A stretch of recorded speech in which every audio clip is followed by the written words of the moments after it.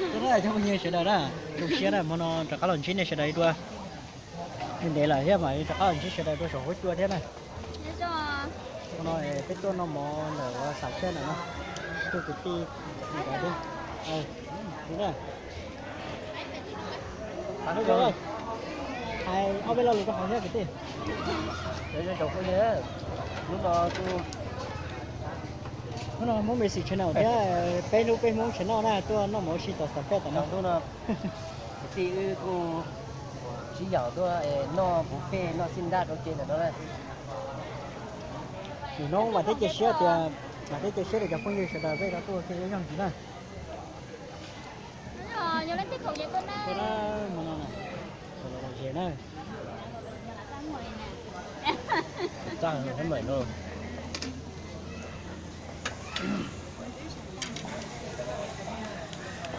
nó gì đó nó xa mông chăm tặng cái chi lọ kia chắc khăn là nó thế này thì nó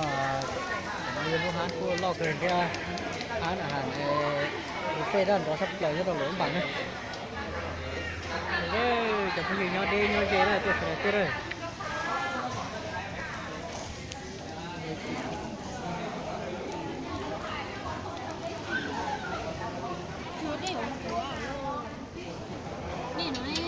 mà trong chỉ đi cho cái đấy ra vậy là nó cũng nó cho bông à ấy có cho bông hả nó có bao tía bông chữ chữ chứ cho chỉ mua việc ta nhớ nhớ ở đây à cái gì này nó có lung tung cái gì bẹt cổ đấy mà đừng có tuổi là dùng mà một tuổi sao nhưng mà tôi trả là tuổi đó vô chuyên nghiệp đấy để dùng mà đi tuổi dùng nhà nó ai cho dùng mà tôi dùng rồi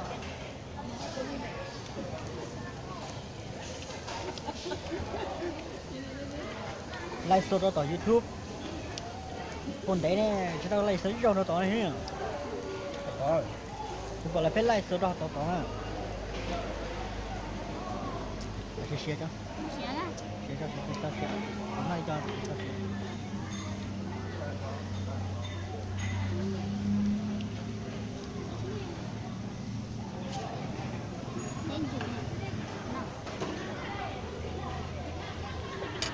tôi bao nhiêu số đó nè tôi nó muốn là hắn nó sẽ nó dân chủ nó rong chua nó cái chết vì đó là chờ nó ngay chờ chạy thôi chờ nó rau thôi cái đó nó rau nha cái cho spawn tại giờ bắt đầu chạy bỏ lại món tao chỉ có là son còn cho chẳng mới cho nó nọ thế khỏi sáng chơi là nọ gì chẳng cho nó nọ thế này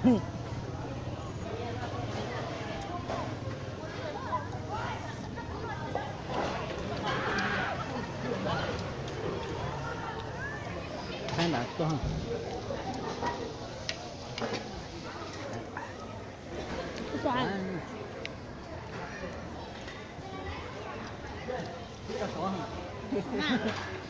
dịp phẫu họ nè còn có cho nó mất vậy cho nó人家说我的骑的在配，你说宰了配行。thế đây chúng này quá chơi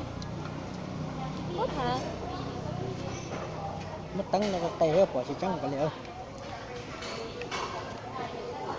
sao cặp bò chứ là nếu mà nó tôi tay xài rồi xài đó giờ nếp bài nó nếu ta e cho liền tao chịu rồi nó đều xìa nhở nó đá tầm được hết tầm bây giờ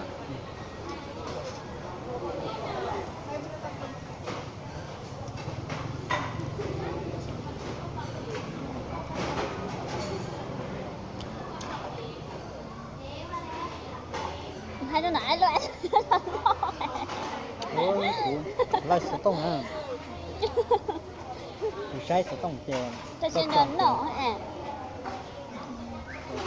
nếu đi tây lối chặn nha nhà tôi nhớ mà luôn mất trời phải nó nó đi vậy là nó đi thôi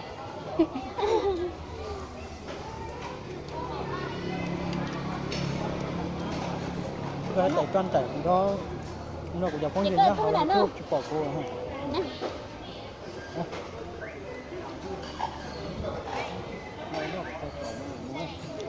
sao tới tậu นอกจากกินบ้านเนี่ยป้ากินห้าง có là ngon nó mà tôi là phải mang bà đó hả cái rồi có gì phải tập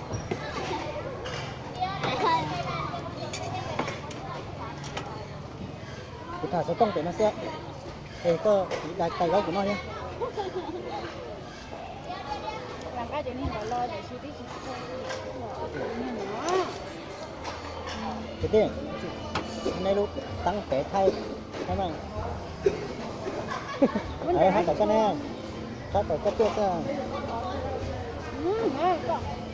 mới có đó bệnh mơ chè đó không nữa được cái bỏ tăng đo bé của ta mới lúc coi đó là chuyện này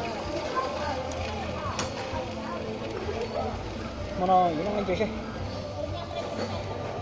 rồi anh chị lo rồi rồi đây ô cảm ơn cậu hồ được rồi cho nó cho nó cái đấy nó đã hấp rồi được cho nên cái gì cho nên cái này là nó rau nó có mặt ao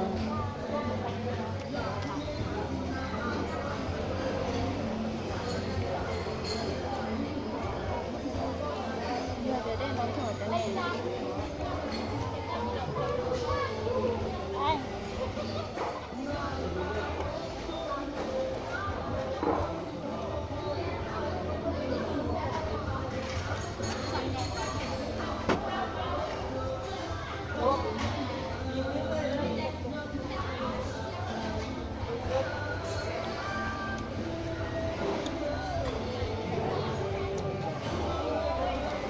này nè cái này của cái này của nó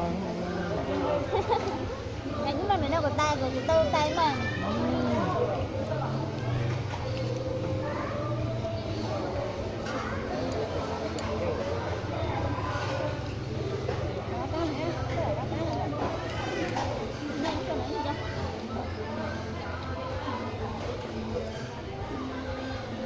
cho đó là cái bọc thở của anh hả nhưng mà nó đặt cái bọc thở để đó nó có trong đâu chứ gọi ta cái bọc thở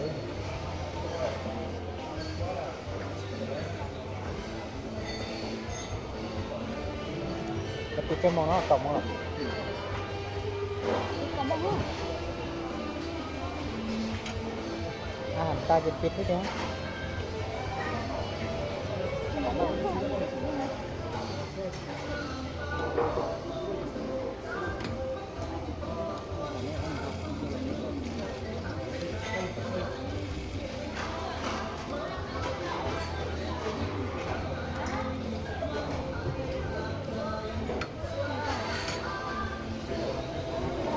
bông nó là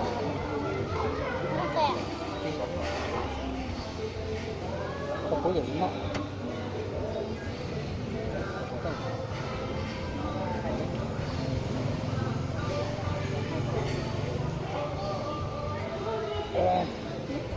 ô chẳng là xe tại sao lên tại sao cái nó lên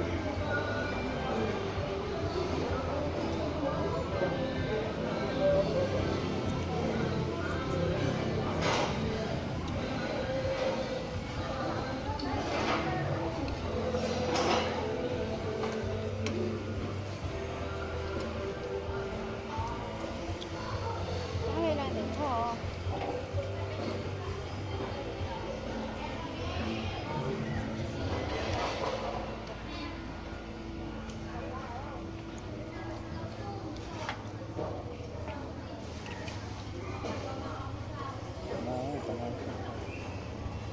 biết không biết có đồ nữa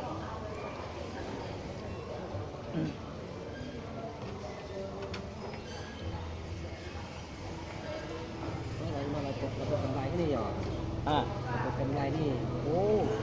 cầm lại lấy chiếc qua đi ơi vị tiêu ơi cái tụi nó kịp nào tại xăng lò cái da còn à